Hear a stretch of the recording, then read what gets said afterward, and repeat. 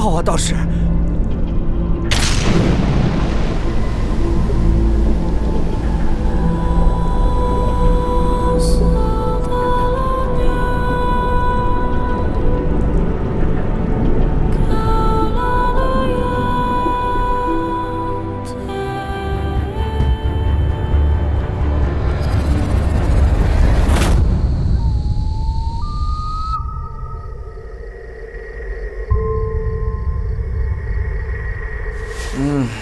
糟了，尿一袭来挡不住，是尿还是不尿啊？尿还是不尿？尿还是不尿呢？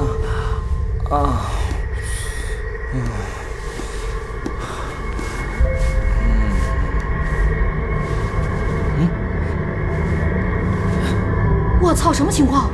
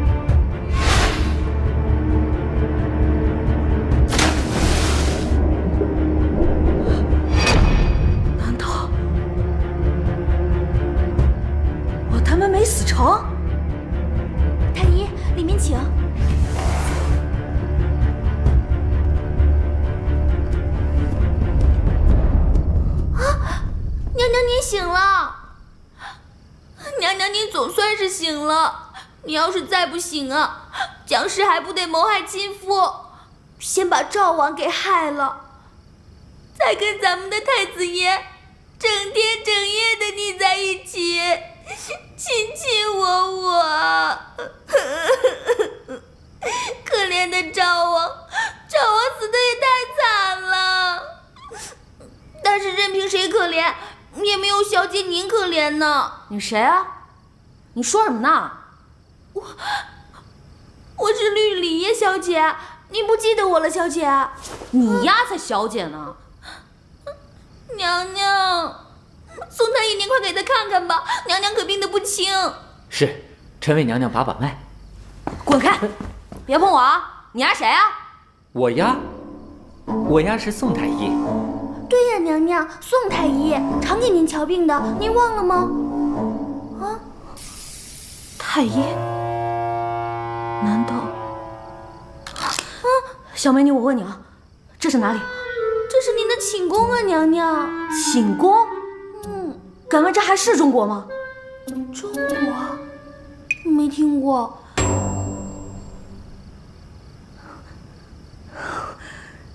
那你说说看，我叫什么名字？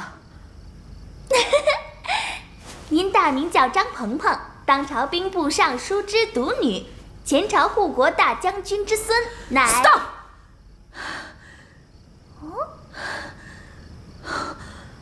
我不过是游了个泳，怎么就从张鹏变成张鹏鹏了？要穿越，我也应该穿越成风流公子。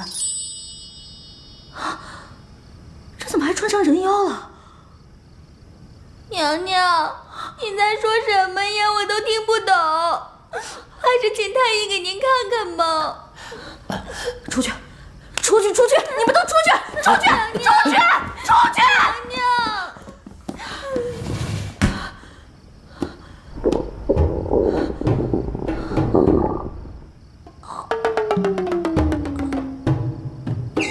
厕所在哪儿？厕所在哪儿？厕所在哪儿？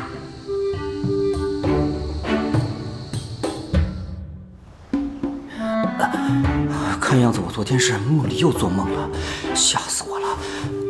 不过，万一我还在那个鬼地方怎么办？呸！等我数3个数，就一定大功告成。1、2、3。怎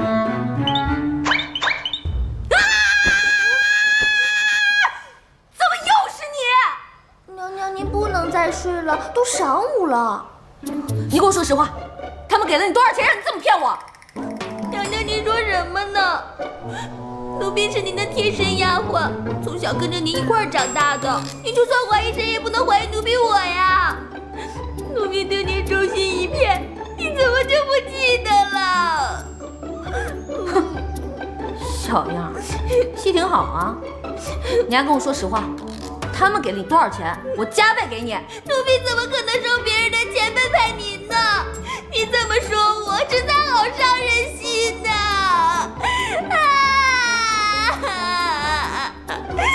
我怎么才能穿回去啊？对了，死，电视剧里演过，死了就穿回去了。娘娘，你怎么了？娘娘，你快起来呀！娘娘，您别吓我！娘娘，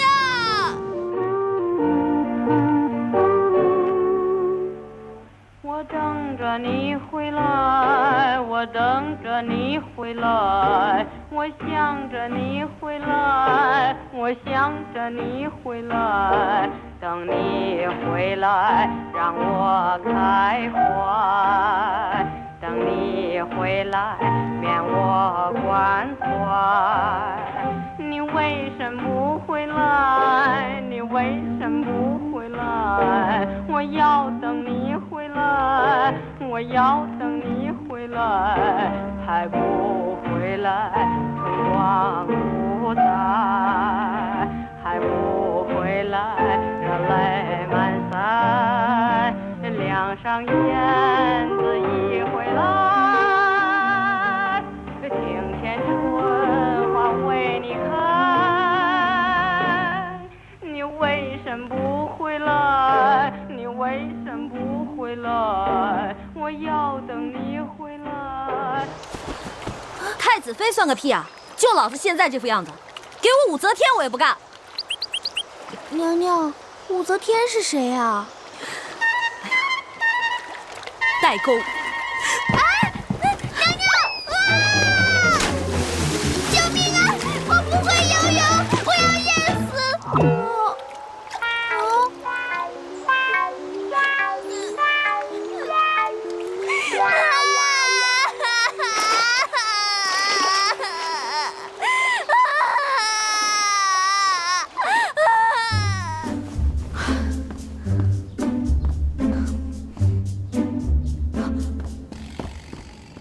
小宋吗？是微臣。娘娘。哎！嘘。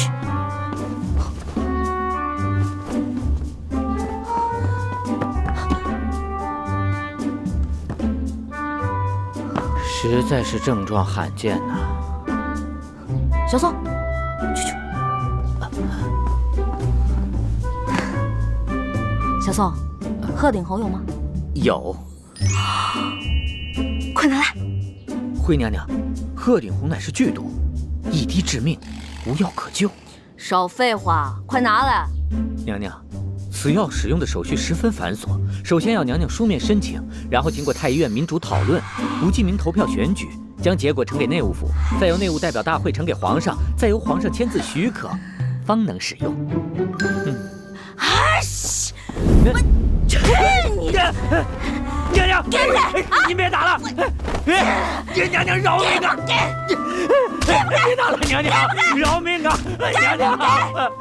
娘娘饶命！我给还不行吗？我给。娘娘，给您鹤顶红。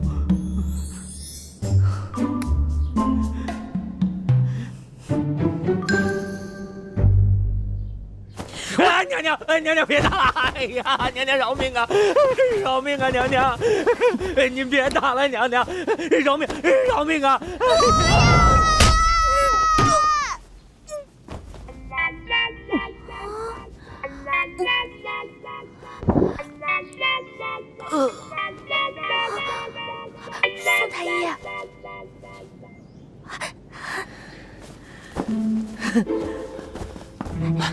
我终于要死了！我终于要死了！姑娘放心，此药虽不是臣事先准备好的假鹤顶红，但也并无剧毒。此乃微臣想要献给太子的宫闱福音——金戈。男人吃了以后更持久、更坚挺，十分安全，没有副作用，而且没有不良反应。但女人吃了是不起作用的。所以绿篱姑娘，你只需服侍娘娘稍作休息，即可痊愈。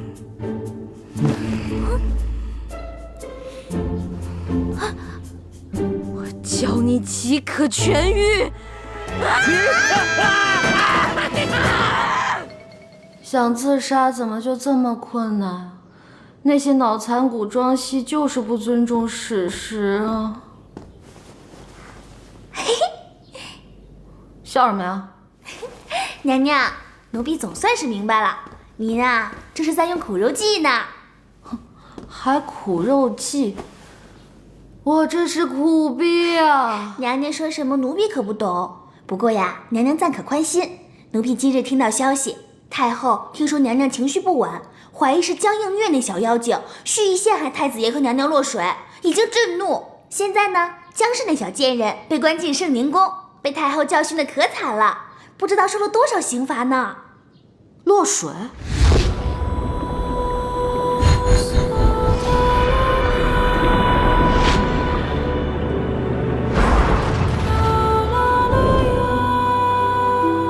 您说什么？没事儿，你接着说。啊？我说到哪儿了？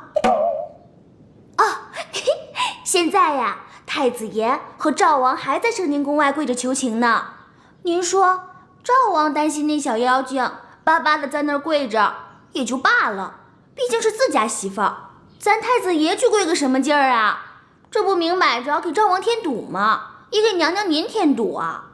哼，那个江映月光是摊上蓄意拉太子下水这一条，就很有可能被处死呢。处死？你是说落水的事是陷害，可能会把人处死？是啊，娘娘。走，去看看。娘娘，您这么斗志昂扬就对了。真是太残酷了，太后太有才华了。好晕啊！来人呐，上第16种刑罚。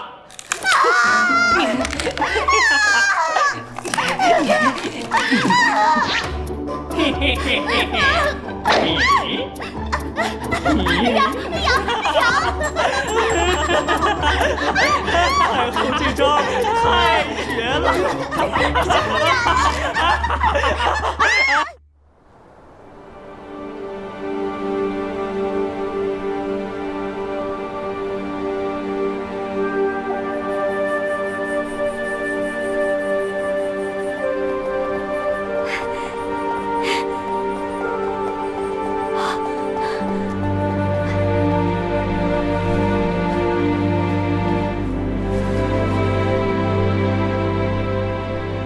滚！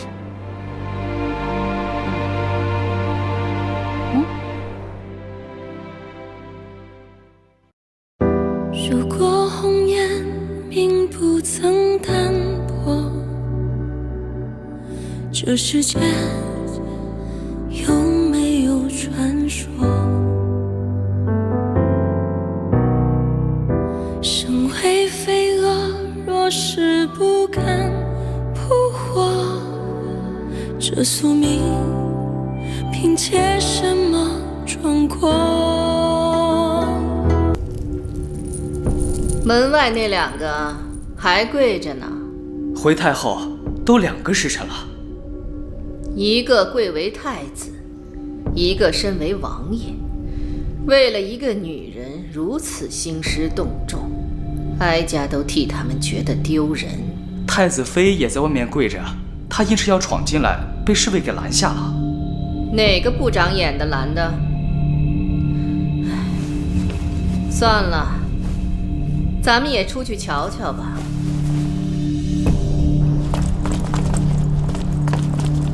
太后驾到！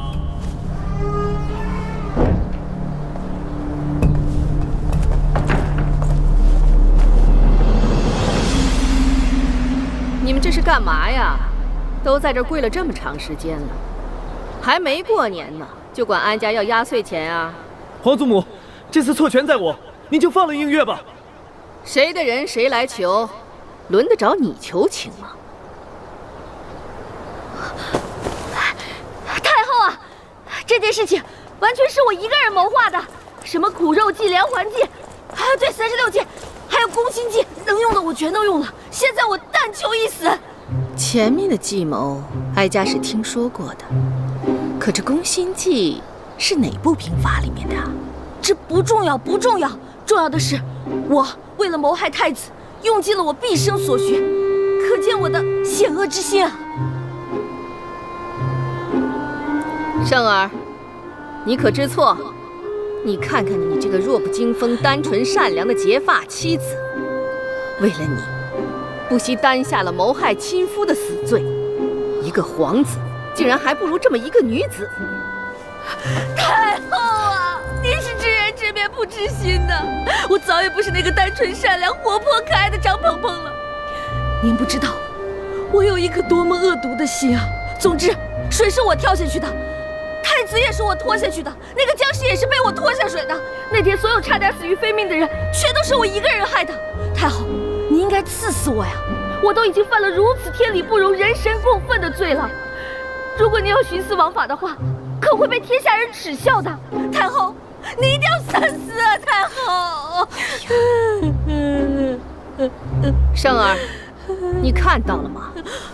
太子妃为了你，不惜沦落成这般境地。你可知错？皇祖母，张鹏鹏明明已经招罪。愚蠢！他还不是为了让你痛快。既然你不思悔改，哀家就让你去江北巡查大营。什么时候反省好了，和自己妻子之间怎么相处，什么时候再回来。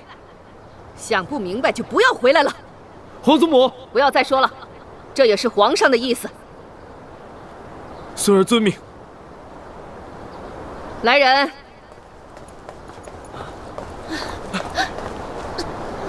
映月，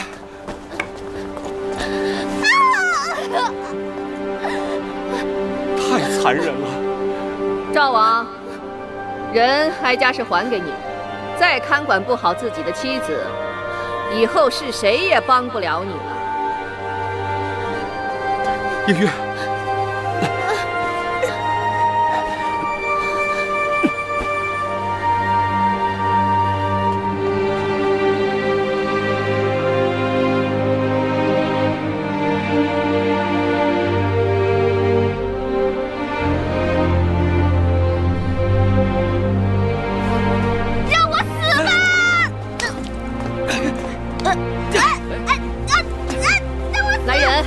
把太子妃带下去。是。让我死！不是让我死吗？为什么不让我死？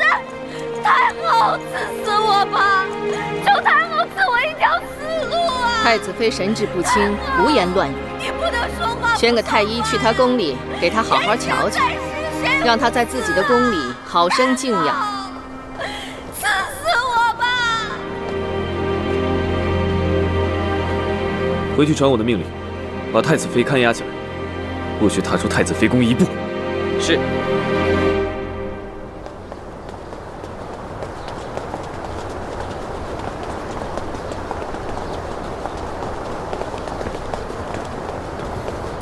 前面那可是九王的轿子。是。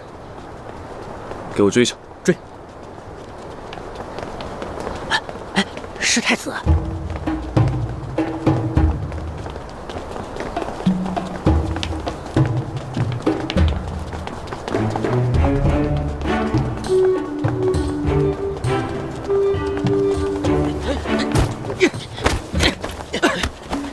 你去！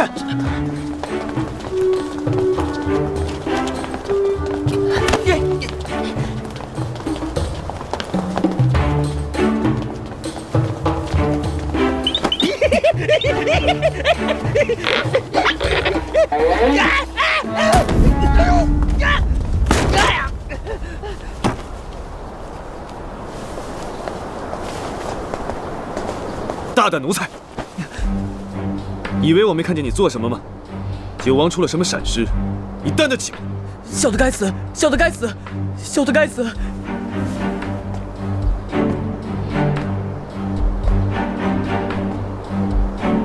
他也是无心之失，三哥不必太过苛责。九弟无恙就好，我自己的人，赏罚我自有分寸。恕我失言，三哥见谅。处置下人是三哥府上内务，九弟不应该指手画脚的，当罚当罚。哪里？九弟对我府上的人本就都有照拂，小到下人，大到太子妃，个个都承过你的恩情。这内务，九弟也不是管的第一次了。三哥是怪我那日多事救了太子妃。三哥，惩戒下人乃是内务家事，九弟妄加干预，自是失礼僭越。但娘娘落水虽是家事，亦是国事，若九弟冷眼旁观，那才是于国不忠，于兄不义。无论家事国事，那都是我的事，就不劳你费心了。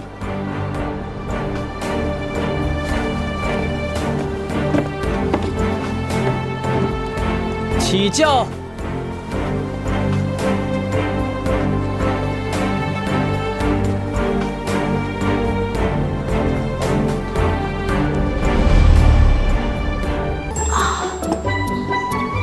我怎么觉得我现在变得这么娘啊？娘？你本来就是娘娘啊！你给我垫的那个是什么呀？就是那个嘛。那个是什么做的呀？娘娘，这怎么好意思说呀？多害臊啊！哎，做女孩还真不容易，我也只能这么凑合的活着了。娘娘说什么奴婢不懂，不过呀，只要娘娘活着就行。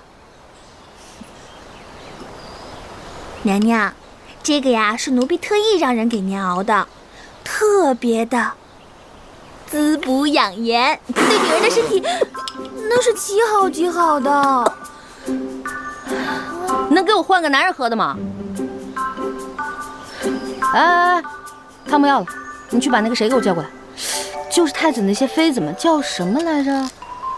陈良娣啊，对，就是他。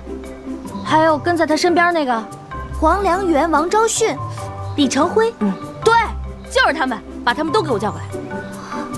您平日里和他们也没那么多来往啊。就是因为平时生疏了嘛，所以才要联络一下感情的。快去！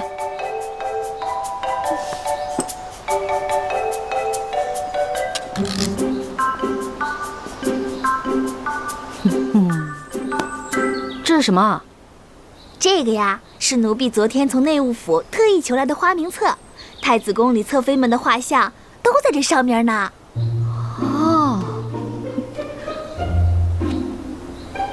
哦，这个呀是陈良娣，江西巡抚的千金，年方28，去年刚入的宫，以清纯著称，尤其是有一双美腿。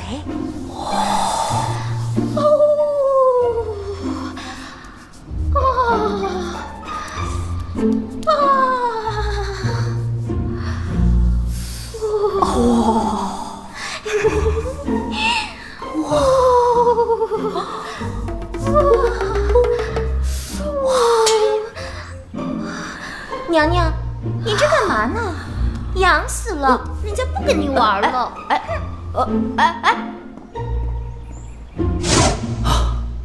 这古代的大长腿果然是名不虚传啊！黄良元，原名黄家之，以姿态妩媚、身材丰满著称，有一对人见人夸的美胸。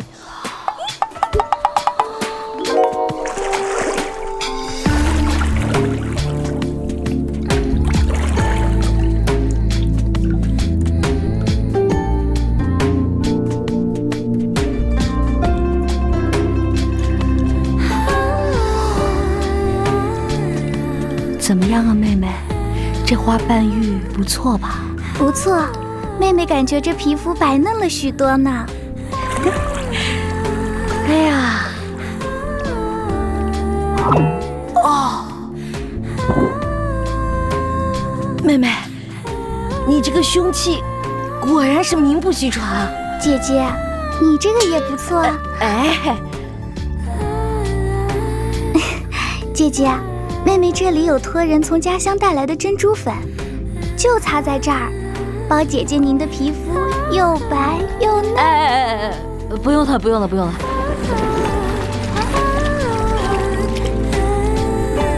这么好的珍珠粉，姐姐不用，妹妹就一个人独享了。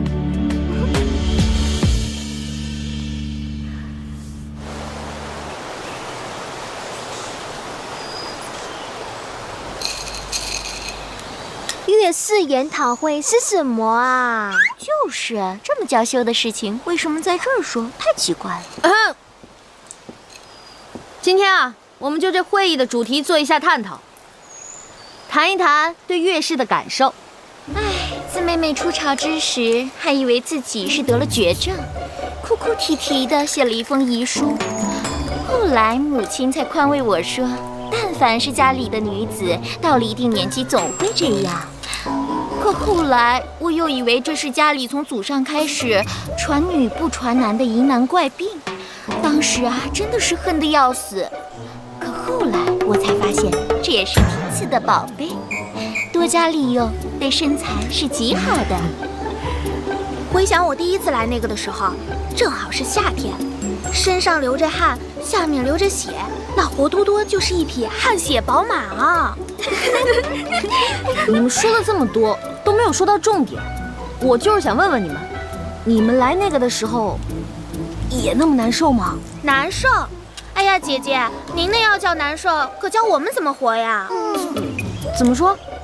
咱们宫里的东西都是和身份地位有关系的。就拿娘娘每个月要用的那个来说吧，您用的就是孔雀毛，我们用的就是野鸡毛，还有的娘娘用的是草木灰、海绵、鸭毛的。野鸡毛？凤儿，拿过来给姐姐瞧瞧。是。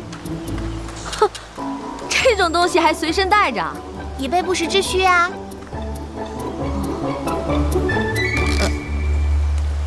还有别的款式吗？别的啊，那要看别宫的娘娘有没有让宫女备着啦。哦，去吧。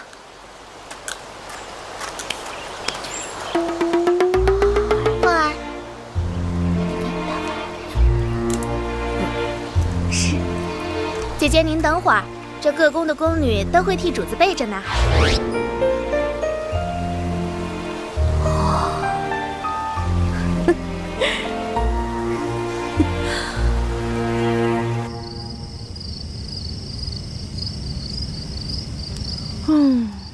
还真没想到，这宫里的3、6、9等，从女人那几天用的东西就能看出来啊。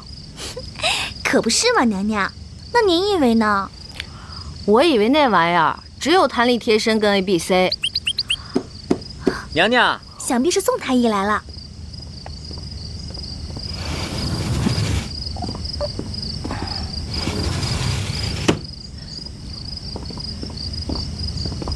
娘娘，臣为您把把脉。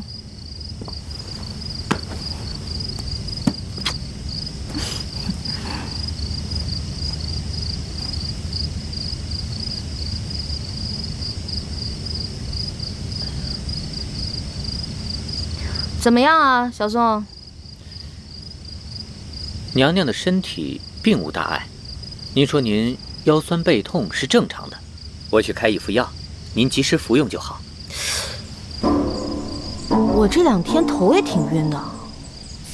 腰酸是肾虚，头晕是体虚。如果您有腹痛，那就是体寒。有的人经络不畅时，那就会……等等，哎呀，哎呀，哦啊啊！不行了，不行了，不行了！啊，那就会腹泻不止。啊！哇！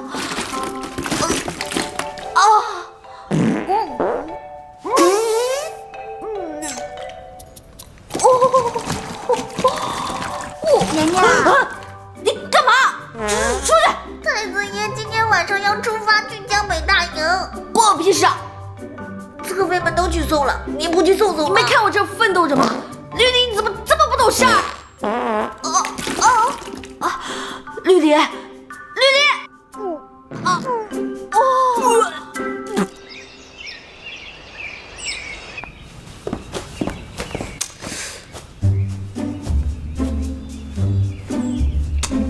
不错，这才像个人样嘛。娘娘，你有没有觉得咱们扮上男装还挺俊的？谁跟你咱们？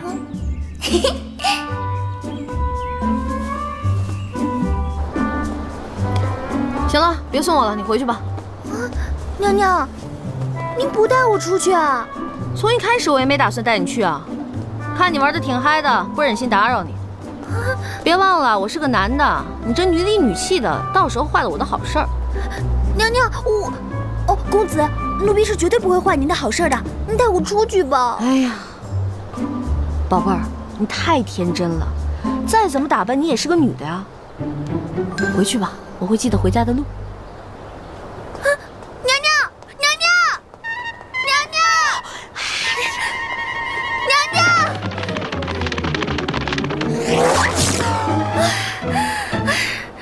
怎么跑得这么快？难不成真变成男人了？哇！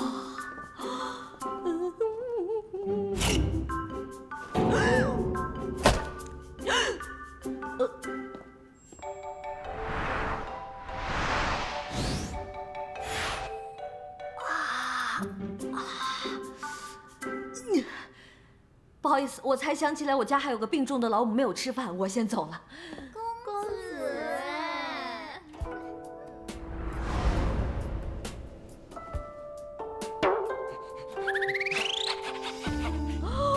哇，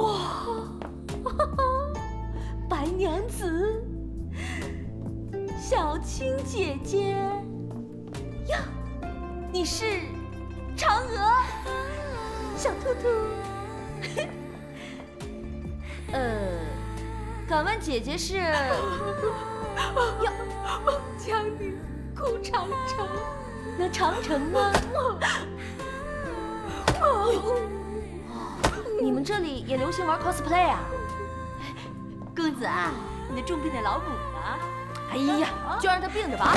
滚！哎，走。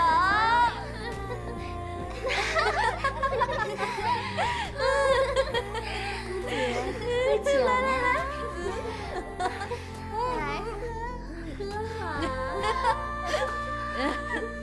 来，好酒量啊！喝，小兔兔喝一杯啊！小兔子是不喝酒的，但是人家想喝嘛。哎，我喜欢自己掌握主动权。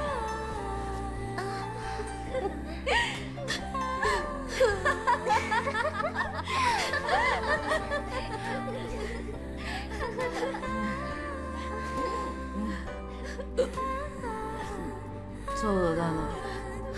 厕所在哪儿？公子，厕所在那儿呢。小兔子乖，来，慢走啊，慢走。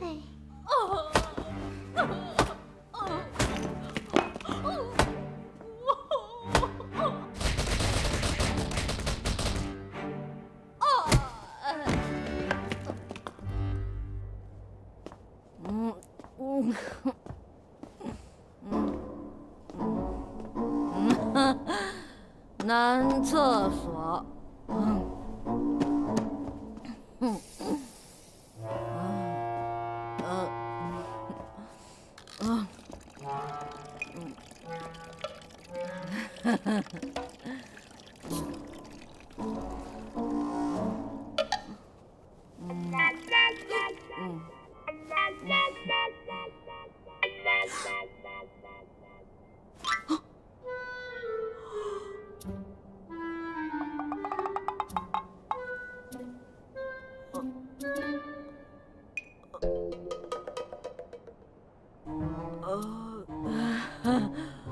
兄弟，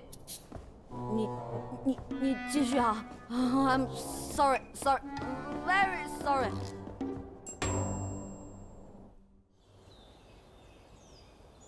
哇，宝贝儿，太爽了！娘娘，您这几天为什么总爱称呼我为宝贝儿啊？宝贝儿呢，就是对自己喜爱的人的昵称，证明你是我在这后宫中最贴心的人。娘娘，你这样说，奴婢好感动啊！你这么漂亮，我不喜欢你，喜欢谁啊？圣宁宫李公公求见。李公公，请。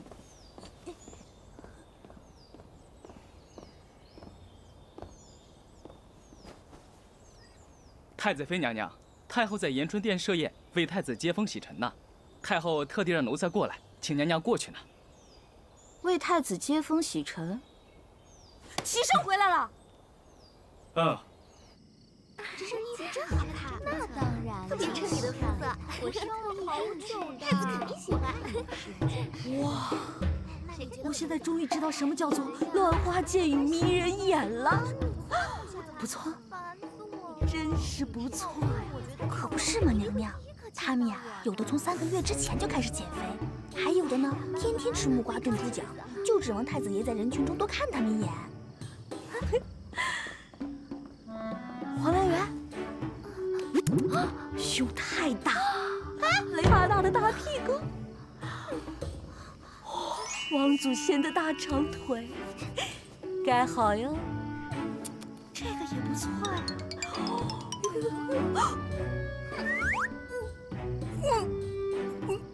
好可爱哦！娘娘，齐胜怎么能把这种货色也留在身边？简直重口味！娘娘，您这怎么了？以前没见您跟他们这么亲密啊！您忘了，上次您还命人责罚王昭旭20大板呢，他到现在都记恨您呢。啊，有这回事儿？哎呀，女人何苦为难女人？几十年后，还不是一起去跳广场舞？是的，好久了，再等一会儿。等妹子，好吧。太子驾到！太子来了。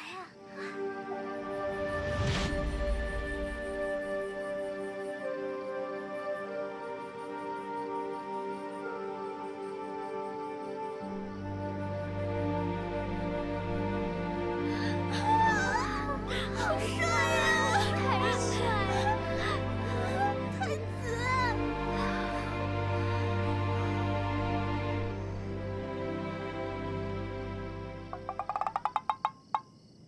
齐胜他竟然对我张开双臂，他这是几个意思？难道啊？求拥抱？这么多人，不抱他，不给面子。抱一下。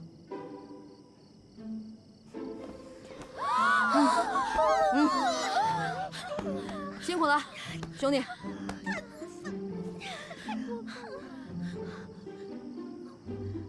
怎么可以这样啊？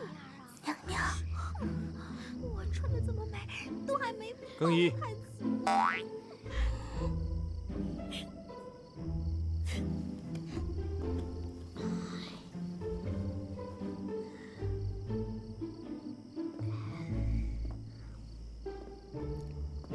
如此就等不及了。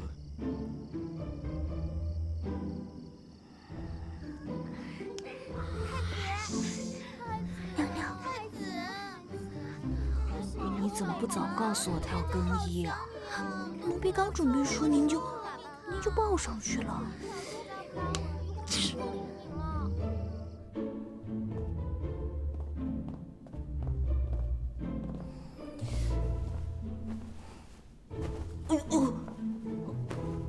谢谢。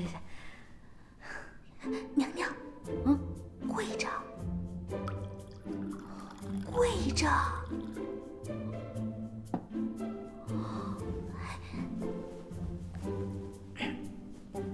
来，喝酒。不。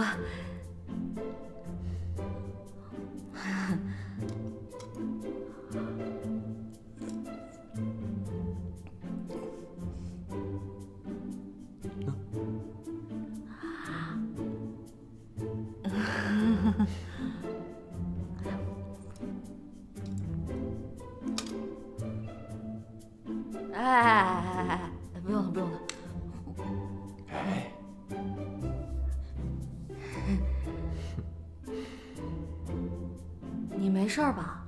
天气变暖，冰山脸遇到和煦的春风，开始融化了。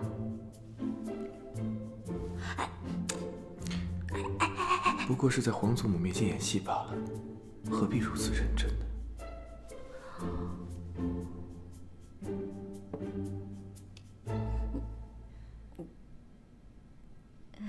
呢？圣儿，看来这次江北的反省还是不错的。看到你和鹏鹏相处融洽，我就放心了。家事安稳，才能治理好天下，这个道理你懂吧？皇祖母教训的极是。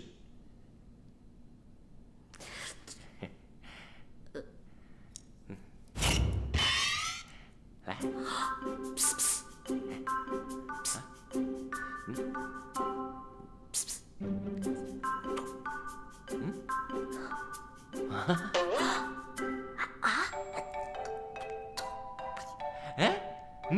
赵王，你这顶绿帽子，无论从款式还是花色，都做得极为精细。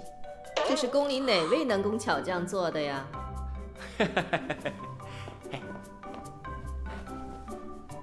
回太后的话，此顶绿帽子是选用西域的上等绢绸，特意请江南的裁缝做的。不错，回头让这位裁缝给你三弟也做一顶。好的。将来赵王那绿帽子找人做好了，你可千万别戴。何出此言？所谓人间不拆，具体原因你也不要管那么多了。总之，那绿帽子不是什么好东西。你为何总是胡言乱语？好了，时候也不早了，哀家要回去护理皮肤了。恭送太后。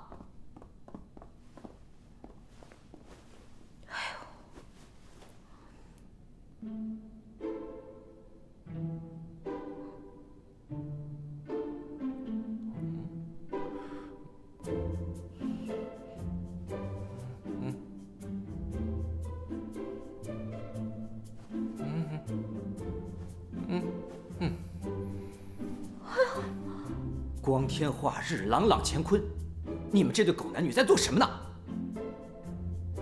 你们就是这样欺负赵王的吗？哎呀，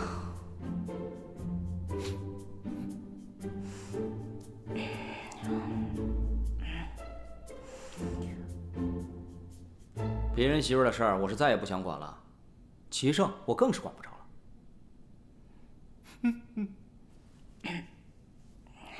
九王驾到！好帅呀！九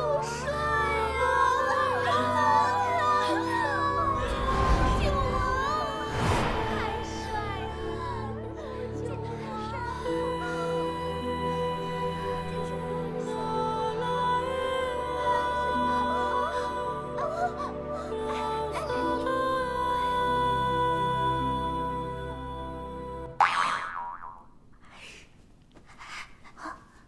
刚才进来那人谁啊？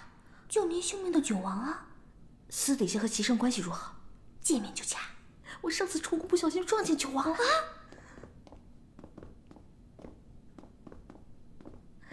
三哥，从江北回圣都路途辛苦，我敬你一杯，当做是给你接风了。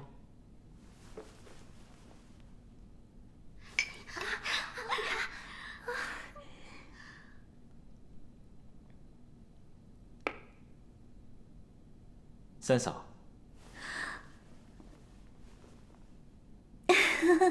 三嫂素来性情豪爽，酒量更是不在话下，可否给本王一个面子，和本王干上一杯？啊，不就是一杯酒吗？放下。就一杯酒，对我来说算不了什么。来人，给我和九王拿酒碗来，再来5坛酒。是。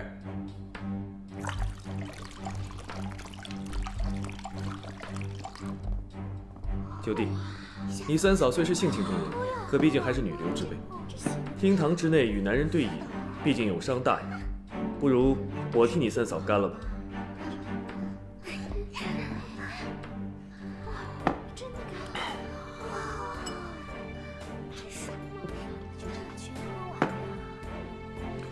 九弟，你也干了吧。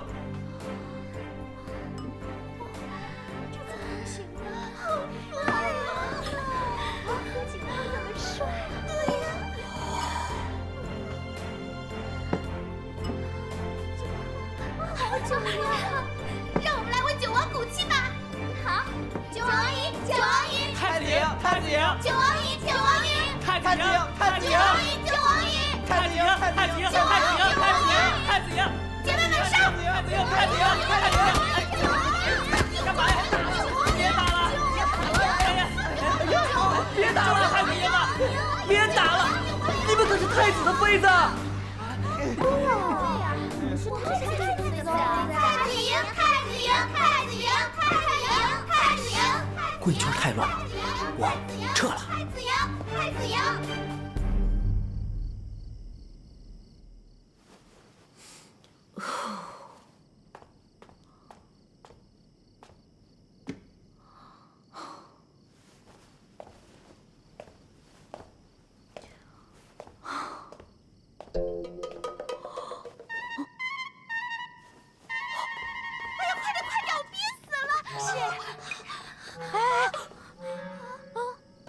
你先在这候着，里边有鬼。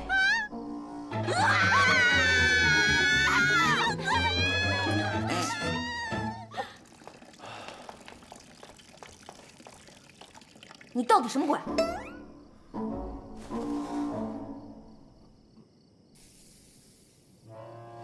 这的确不是难测，看来这次是我走错了。哎，算了算了。针对这2次厕所惊魂事件，就当我们达成了友好合作共识，以后这事儿就当没有发生过，我也算报了你的救命之恩了。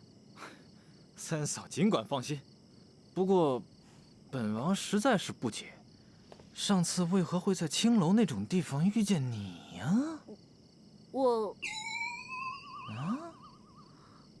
我还没问你呢，你为什么会出现在那种地方？有些公事啊。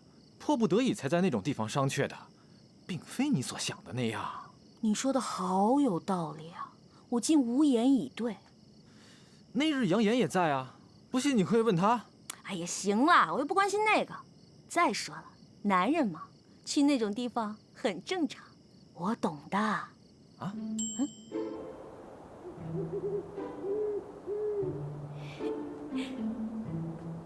丽丽，丽丽。大半夜的约我来这儿，宝贝儿，这大风天的，是要跟我那个呀？你丫谁啊？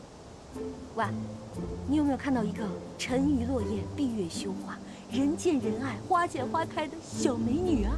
嘘！哎！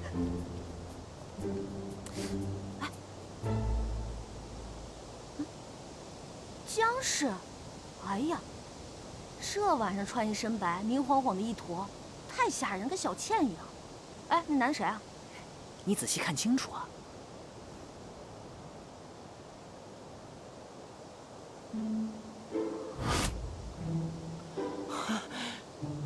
原来绿篱把我约出来，不是要跟我约会，是让我过来捉奸。是吧？那日延春殿中，你对姐姐的态度和从前很不相同。你是否对她生了情意？我对她，我和张鹏鹏是万万不可能的。只是皇祖母在场，我要对她稍作体贴些。那为她挡酒又是为何？只不过是个借口罢了。我只是想借机让九王下不了台。你曾经说过要和我一生一世一双人，你可曾记得？当然。别忘了与我兑现此言。哇，我好冷。我也觉得有些冷。不如我们先回去吧。我不想回去。你不是冷？哎呀，人家姑娘说冷，你就该把外套脱下来给人家披上呀。哎，有桂花糕，要吗？哎，不要，自己吃吧。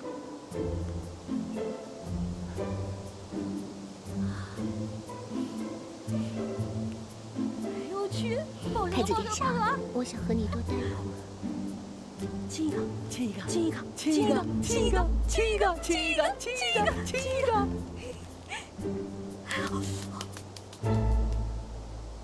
手。你先回去吧。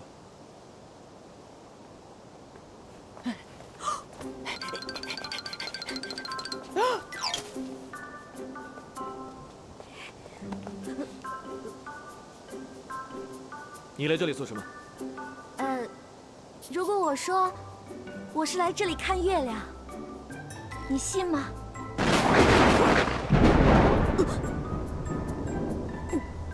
回去，禁足。哎！凭什么你可以在这里看星星、看月亮，我就要禁足啊？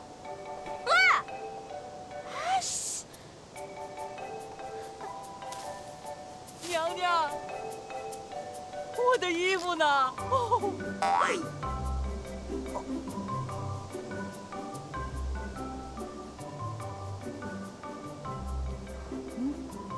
娘娘，娘娘，别走啊！娘娘，娘娘，我的清白，我的名誉啊！娘娘，娘娘，饿死了，饿死了！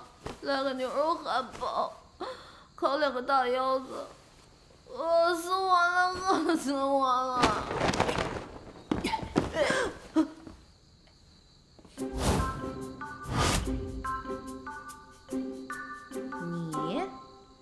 你到底谁家熊孩子？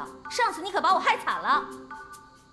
见过娘娘，在下就是当朝大将军杨玉之子杨延，此次奉九王之命，特地来拜访娘娘。浮夸，浮夸是谁啊？对了，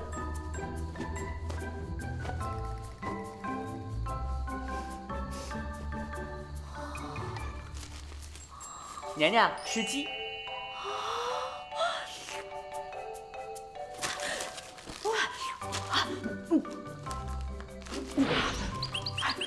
这得几年没吃肉啊！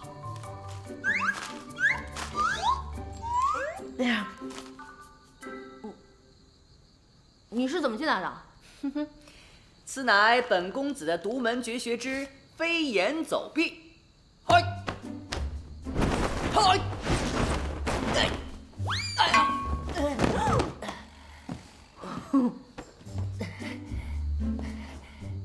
得知姐姐落难，特地给姐姐雪中送炭。叫谁姐姐呢？啊，叫谁姐姐呢？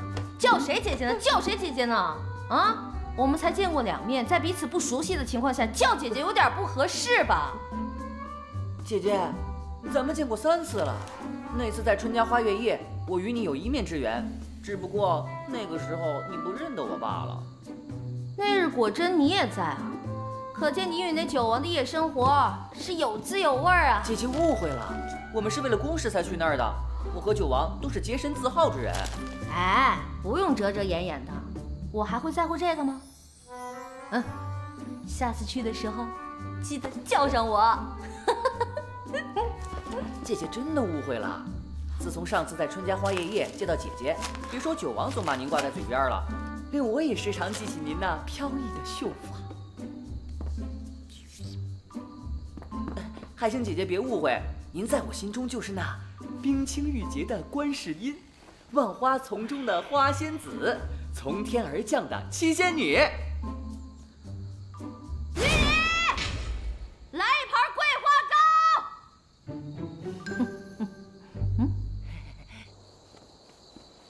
娘娘，您不是说饿死也不吃桂花糕吗？又不是给我吃的。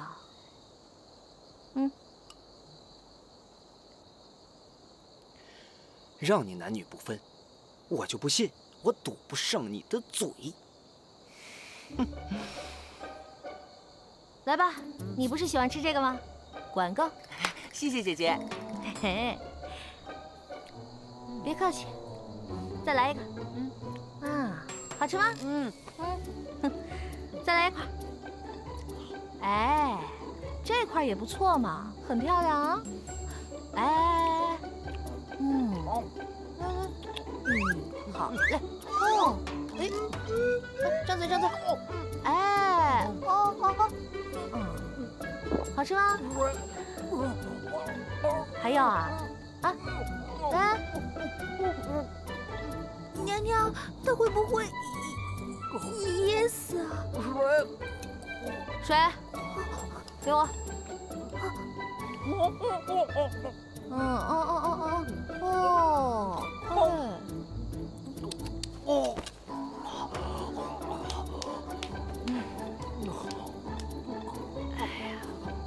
姐姐，我错了，我再也不吃桂花糕了，我再也不上树了，我再也不赶兄弟滑蛇了。殿下，先行告辞了啊，走了啊。没事啊，没事，我走了啊，走了。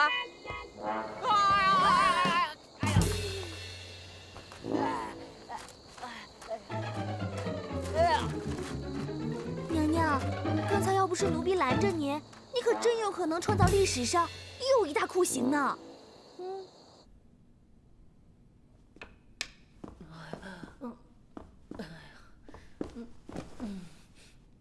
如何？我再也不吃桂花糕了。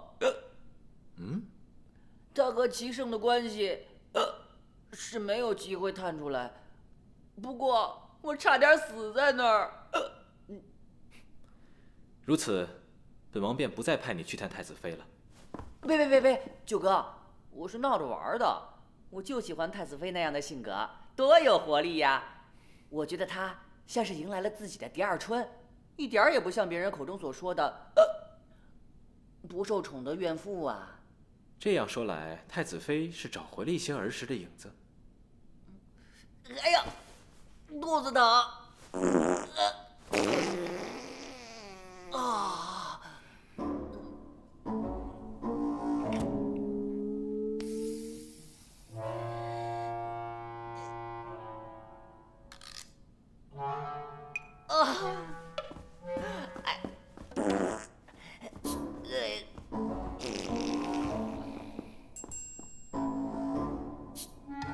哎呀，出来了，脑力一少。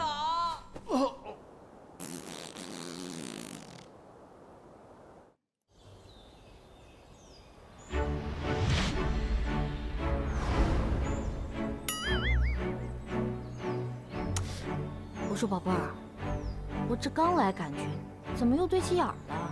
娘娘，奴婢没玩过这个1、2、3木头人，要不然我们重新玩吧。算了，不玩了，无聊。那要不我陪您下棋？你说你们这是古代啊，又不是原始社会，怎么能一点娱乐项目都没有呢？那我给您唱小曲儿。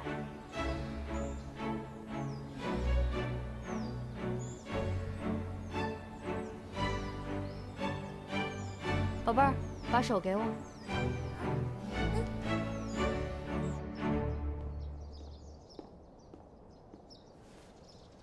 太子殿下，说，太子妃娘娘宫殿那边聚了许多人，娘娘正什么？奴才也不知道娘娘正在做什么，您要不要也去看看？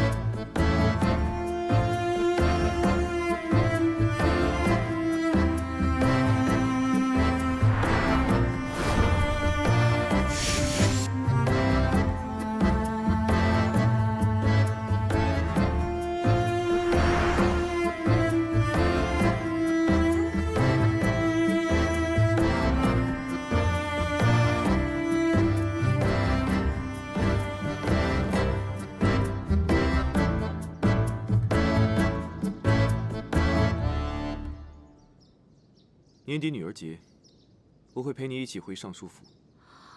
那不是回我家？是。到时候你全家上下都会出来迎接我们。我能不回吗？为什么？因为我已经是齐家的人了，所以现在我一点都不想回娘家，我也没有回去的必要。你如此抵触归宁，可是因为害怕什么东西？怕？我怕什么？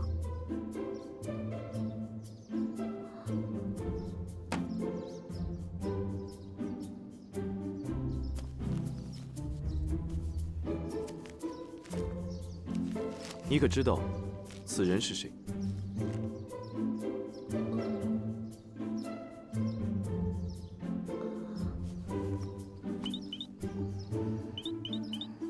这是你母亲范氏。啊，绿梨，哎呀，绿梨，快！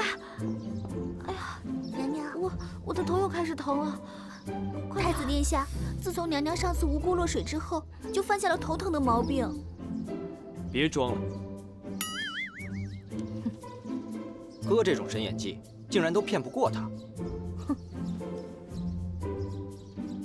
给你3天时间，你最好给我一个满意的解释。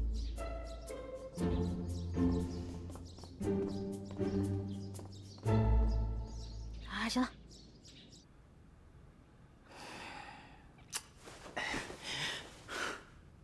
我到底该怎么向齐胜交代呢？到时候我就跟他说，太子殿下。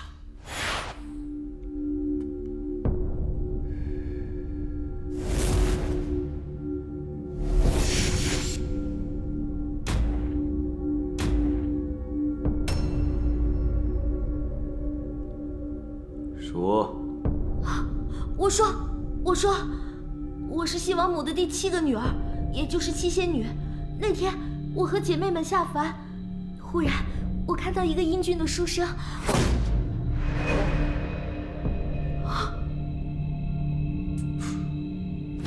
斩！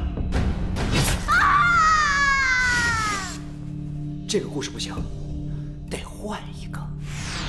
如实招来。太子殿下，你可曾记得那一年你南山狩猎，救过一只可爱的小白兔？那只小白兔化作了人形，来到了人间。他发誓，他一定要向他的救命恩人报恩。斩！斩！斩！不要！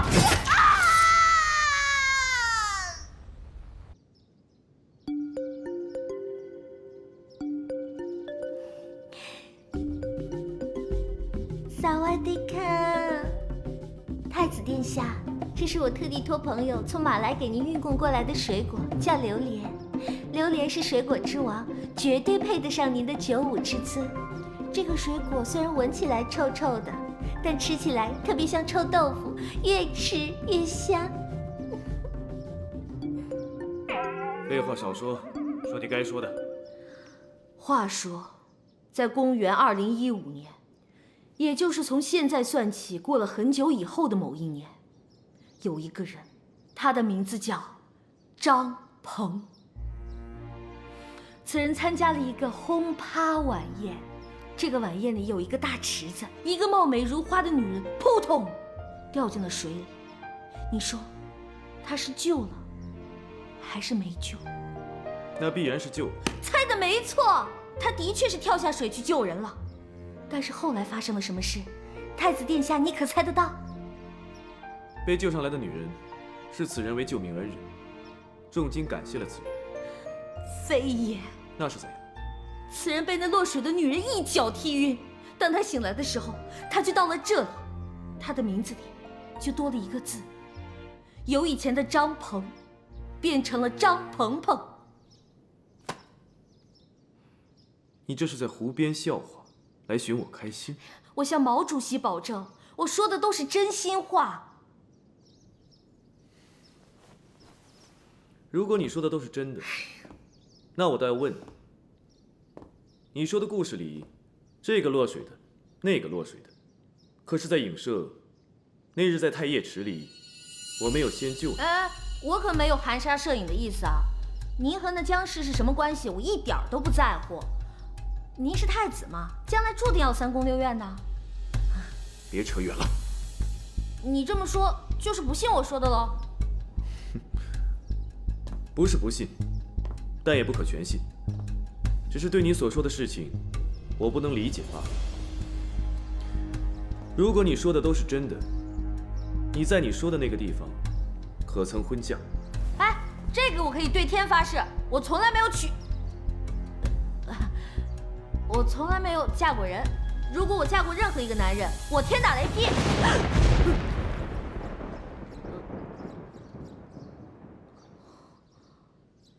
太子殿下，我给你的解释，你可还满意？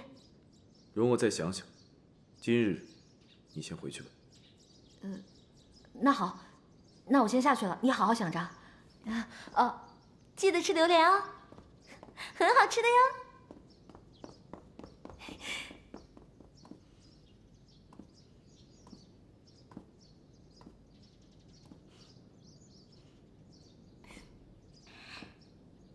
太子，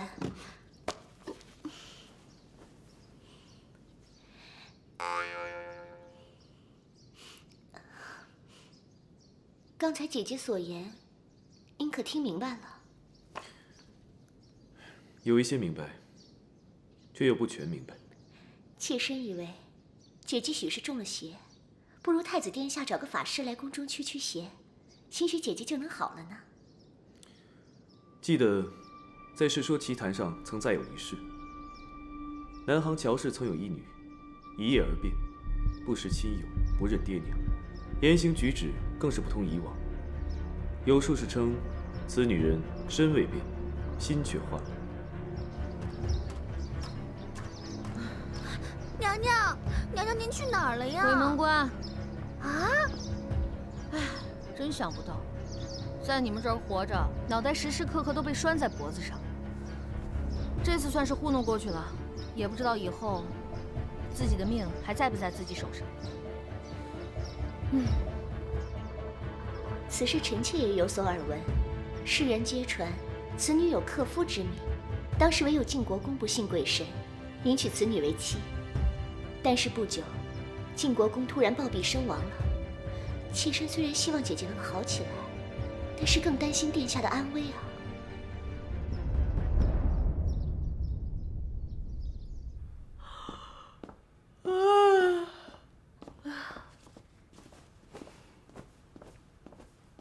娘娘，您先别睡呀。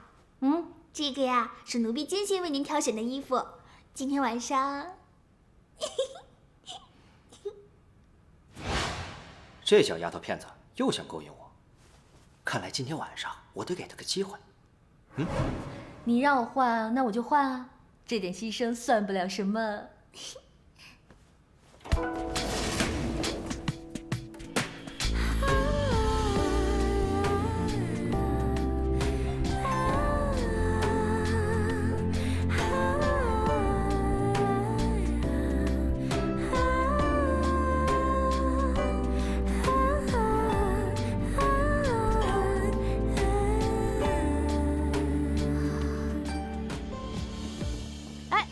宝贝儿，你拉我来这儿干什么呀？啊，娘娘，您在这耐心等着，人呀一会儿就到。人？什么人啊？娘娘，奴婢只能帮您到这儿了。哎，绿篱，绿篱，小丫头片子。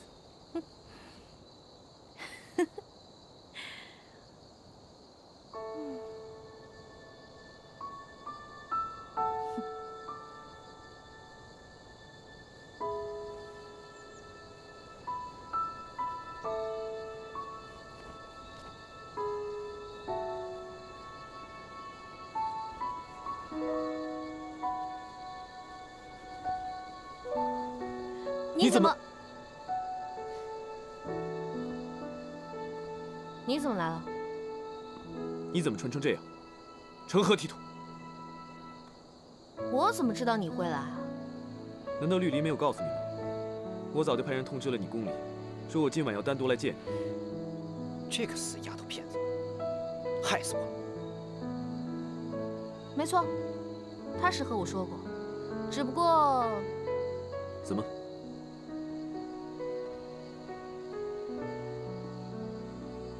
你竟如此心急？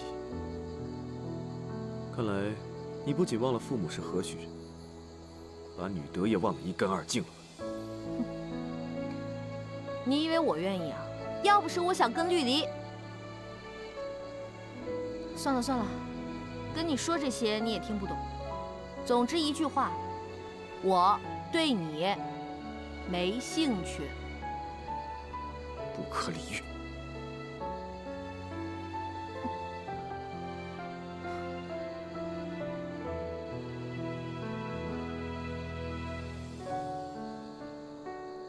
速速把这身衣服给换了！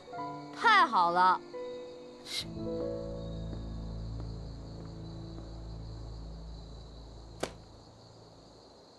年底就是归宁之日，你要在归宁之前熟背此书。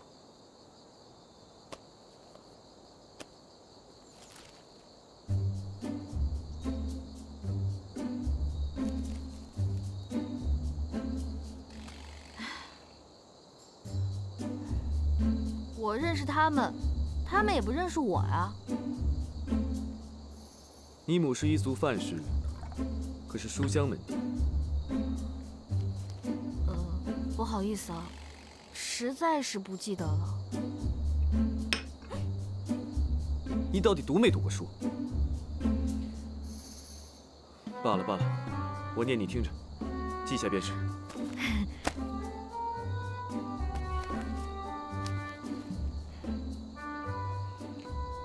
可还记得此人是谁？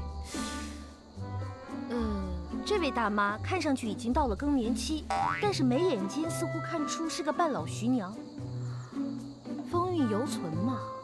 你胡言乱语什么？这是昨天问过你的母亲大人范氏。Oh, sorry, I'm so sorry.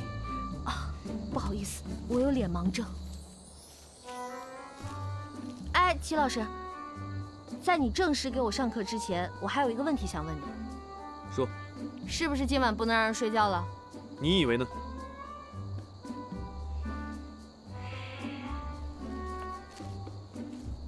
你知道他是谁吗？他父亲。这是你表哥。表哥？这简直就是老腊肉嘛！老腊肉？啊！你又胡言乱语些什么？